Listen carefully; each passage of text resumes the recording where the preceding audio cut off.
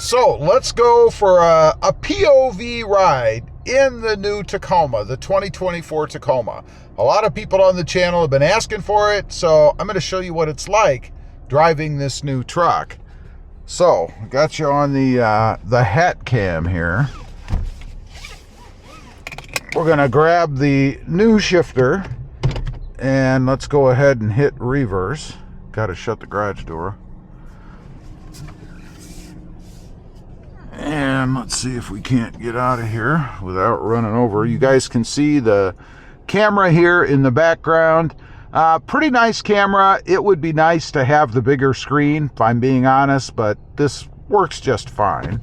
So let's go ahead and see if we can't take off out of here.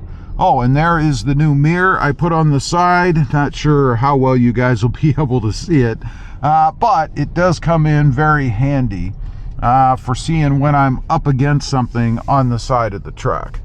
So this is the driver's view perspective. You are about maybe 2 inches or so above my eyes, so you're kind of seeing exactly what I'm seeing out of the front of the truck. Of course, one of the first things you notice in the new Tacoma is the gauge cluster. A vast improvement, in my opinion, over what we had before. It's a little dusty right now, a lot of pollen down here in the area, but nonetheless, you guys can see what it looks like. I think it looks awesome, and I really do like the whole setup. You know, when I first drove the new Tacoma, when I drove that silver one, oh, and there you can see press brake more to activate stop start. We got to get rid of that. There we go. But anyway, when I first drove the new Tacoma, I drove that silver TRD Sport, and I guess thought it had a cartoonish look. That's how I think I described it in that video. I think it was the color combination of that truck. I don't know, I don't remember. I'd have to go back and look at the video to see if it was a little different, but I think it might have had pewter here as opposed to just black or gray like I have right now. And that, in combination with the new lines and angles and everything else on this truck, kind of gave me the feeling of a cartoonish kind of interior, I guess. I don't feel that way anymore. Maybe I've just gotten more used to it. I don't know.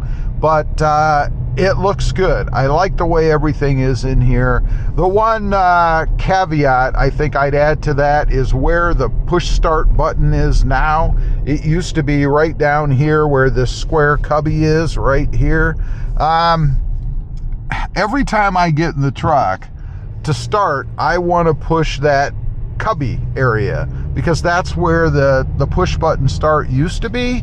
I'm getting better, I'm getting more used to it, but I still try to hit that area, and I'm not used to this, even though they put it in red. I mean, I don't know how they could mark it anymore. I suppose if they moved it over to the left, or the right rather, just a little bit more, maybe it would stand out and catch the eye.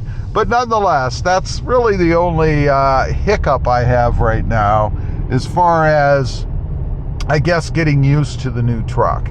Now, if you can see out of the front, which I know you can, obviously you can see the hood scoop up there. This is the TRD Sport. Of course, it comes with the faux hood scoop. I do wish it was functional, but it is what it is. It is a little bit of an intrusion, I guess, into your sight line out of the front of the truck. You guys can see that. Obviously, you can see it.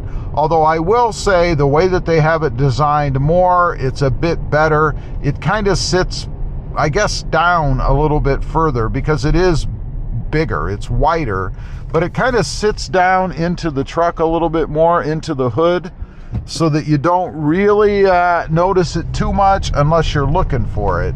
I think that adds to a chunkier feel to this truck. I've commented before that the truck feels bigger to me, and I think that's why it feels bigger, because of that hood scoop, at least from an interior driver's perspective. Of course, we have a new setup on the steering wheel. We've got all the buttons and things here like before, but it is a different look. a chunkier midsection where the airbag is, and I'm not sure why. I don't know if maybe they changed. Obviously, they must have changed the airbag style. I don't know if it's bigger and it's supposed to be, I don't know, maybe more safety, more cushioning should it ever deploy, you know, if you get in a front-end collision or something. I don't know that I love the way that this looks. It just looks so chunky up here, and it's got like this big ledge on the top of it. I wish it was a little bit smaller, but that's kind of a personal preference, to be honest. I am more a fan of a smaller steering wheel anyway. Just gives me that kind of race car feel. I know it's a truck, but I really prefer a smaller steering wheel. And I do wish that they would have maybe gave us a flat section across the bottom, and there's no reason they couldn't do that. I find that when I jump up in the truck from the side, the top of my knee always wants to impact this area, and sometimes it kind of gets wedged between the floor and the area here on the bottom of the wheel. It's not a big deal. It's just kind of one of those pet peevey little things. Again, if I'm being nitpicky, which I am, and I'm going to be nitpicky on this truck because it is a brand new redesign, so I'm going to point out things that I think would be better, I guess. Now, you'll notice one thing that is missing, which I think is a cheesy option anyway, is that little boom box thing, that little JBL speaker that fits right down in this area. I don't have that on this truck, and I'm glad, because frankly, I would never use that. And I've got to imagine that it sits up a little bit above the dash, and it probably would be an intrusion into the sight lines out of the front of the truck.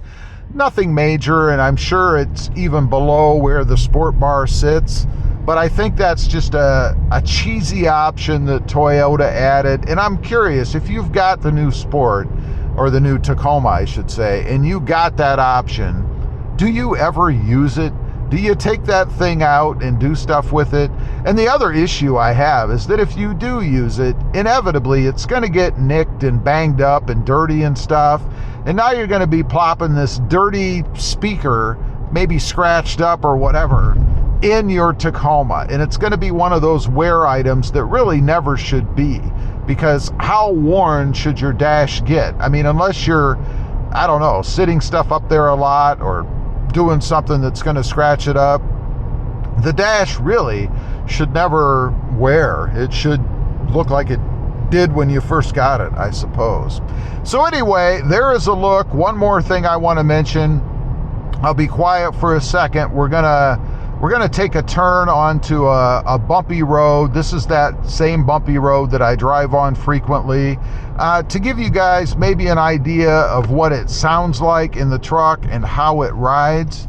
So we're taking that turn right now. This road is a rougher texture and has a lot of patches in it, so I'll be quiet.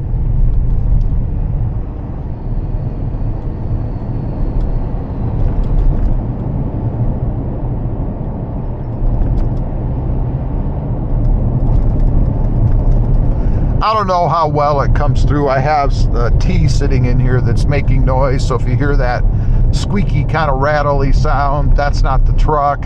That's my bottle of tea all over there.